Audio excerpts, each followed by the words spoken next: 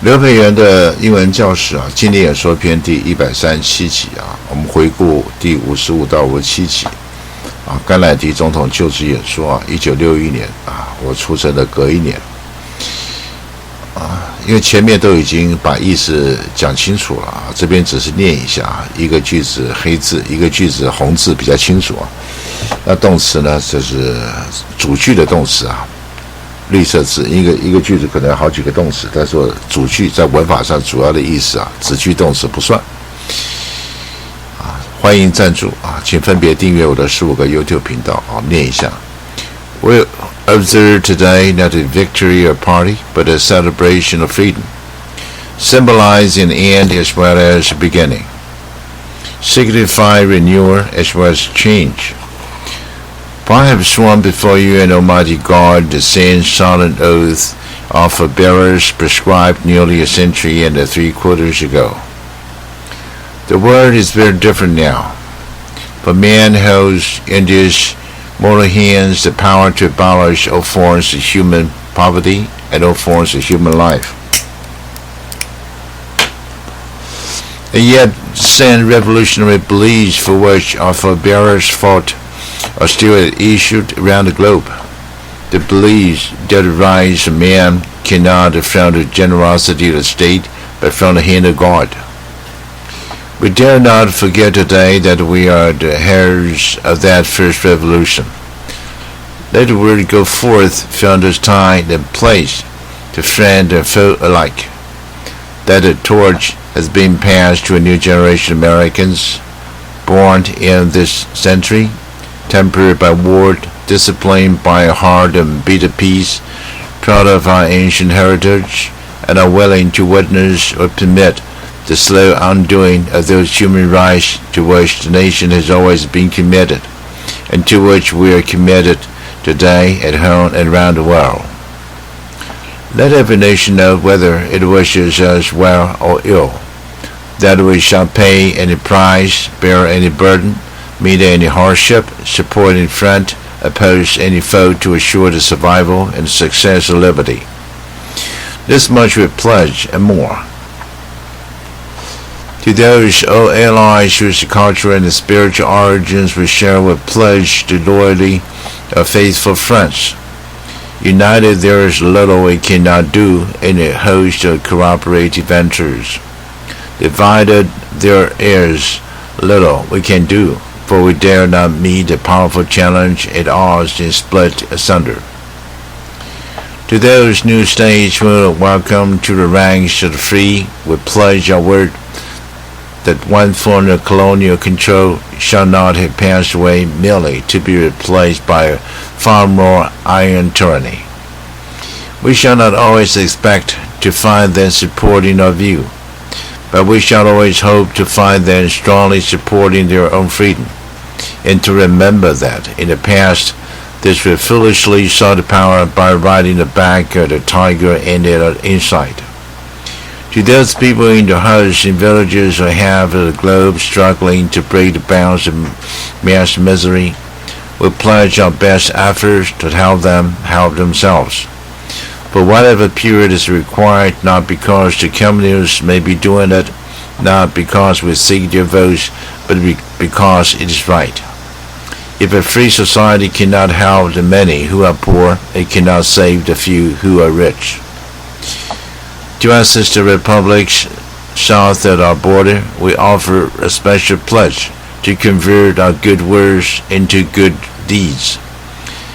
In a new alliance for progress, to assist the free men and free governments in casting off the chains of poverty. But this peaceful revolution of hope cannot become the prey of hostile powers. Let all our neighbors know that we shall join with them to oppose aggression or subversion anywhere in the Americas. And let every other power know that the hemisphere intends to remain the master of his own house. To that word assembly of sovereign states, the United States, our last best hope, United Nations, our last hope, best hope in the age where the instruments of war have far outpaced the instruments of peace. We renewed our pledge of support to to prevent it from becoming merely a foreign invective, to strengthen the shield of new and weak, and to enlarge the area in which its threat may run. Finally, to those nations who would make themselves our adversary, we offer not a pledge but a request, that both sides begin anew the quest of peace before the dark powers of destruction unleashed by science engulf all humanity in planned or accidental self-destruction. We do not tempt them with wickedness, for only when our arms are sufficient beyond doubt can we be certain beyond doubt that they will never be employed.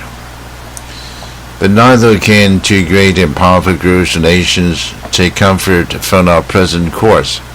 Both sides, overburdened by the cost of modern weapons, both vitally alarmed by the steady spread of deadly atom, yet both facing to order that uncertain balance of terror that stays the hand of mankind's final war.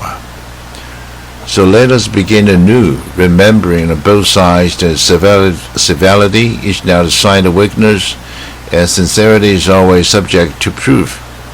Let us never negotiate out of fear, but let us never fear to negotiate.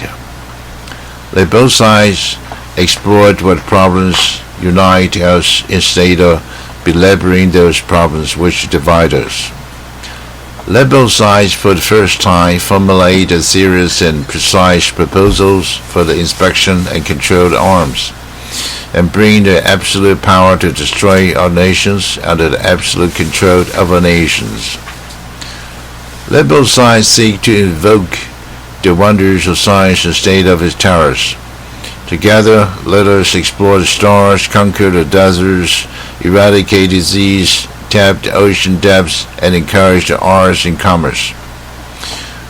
Let both sides united to breed in our corners of earth in command of Isaiah, to undo the heavy burdens and let the oppressed go free. And if a beachhead of cooperation may push back the jungle of suspicion, let both sides join in creating a new endeavor, not a new balance of power, but a new world of law, where the strong are just and the weak secure and the peace preserved. All this will not be finished in the first 100 days, nor will it be finished in the first 1,000 days during the life of this administration, nor even perhaps in our lifetime on this planet. But let us begin. In your hands, my fellow citizens, more than might, will rest the final success or failure of our course. Since the country was founded, each generation of Americans has been summoned to give testimony to this national loyalty.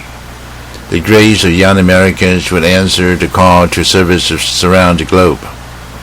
Now the trumpet summons us again, not as a call to bear arms, the arms we need, not as a call to battle, though in battle we are, but a call to bear the burden of a long twilight struggle, year in and year out, rejoicing in hope, patient in tribulation, a struggle against the common enemies of man, tyranny, poverty, disease, and what is all. Can we forge against these enemies a grand and a global alliance, north and south, east and west, that can assure a more fruitful life for all mankind? We joining that historic effort. In the long history of the world, only a few generations have been granted the road of defending freedom in its hour of maximum danger.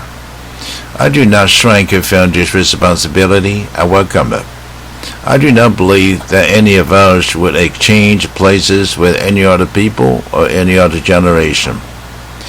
The energy, the faith, the devotion which we bring to this endeavor will light our country and all who serve it, and a glow from that fire can truly light the world.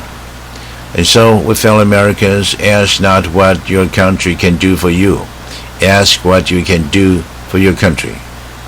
And fellow citizens of the world, ask not what the Americans will do for you, but what together we can do for the freedom of man.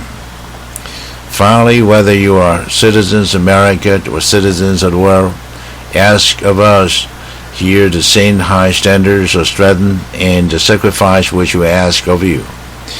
With a good conscience, our only sure reward, with history the final judge of our deeds, let us go forward to lead the land in love, asking his blessing and his help, but knowing that here on earth God's works must surely be our own.